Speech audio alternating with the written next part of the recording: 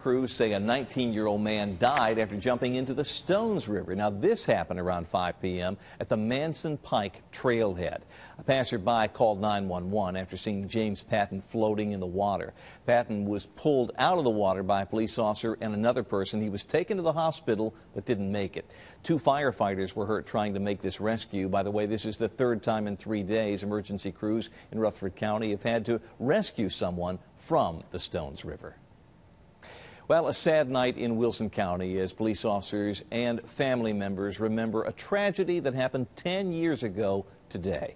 Mount Juliet Police Sergeant Jerry Mundy and Sheriff's Deputy John Musice were killed trying to stop a speeding driver on Interstate 40.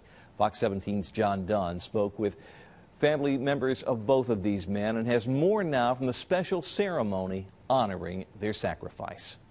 And we can never forget the sacrifice that those people made that day. 2 wreaths for 2 men, a tribute to the officers whose loss is still felt 10 years later. Sometimes it feels like 10 years, but then sometimes it feels like yesterday. On July 9, 2003, Mount Juliet Sgt. Jerry Mundy and Wilson County Deputy John Musice lost their lives on I-40.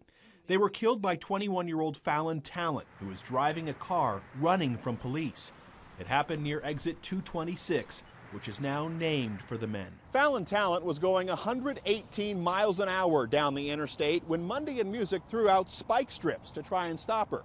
Instead of going around them, she turned her vehicle into the officers. This was just so tragic the way it happened. It was so maliciously done, so violently done. Former Sheriff Terry Ashe says the loss profoundly changed his county and all those close to the men. It's easy to go right back to that day and relive it minute by minute, second by second. Jerry Mundy's widow says she's grateful for the community's support. Many turned out for Tuesday's ceremony. John Musice's son Jimmy was just 16 when he lost his father. Every day I think I use something that he's taught me, and so it just means a lot that everyone came out here today. All involved say it's their hope the 2 officers are not forgotten. They got up 10 years ago this morning, went to work for all of us, and lost their life. In Mount Juliet, John Dunn, Fox 17 News. Fallon Tallent's currently serving 2 life sentences for killing those police officers.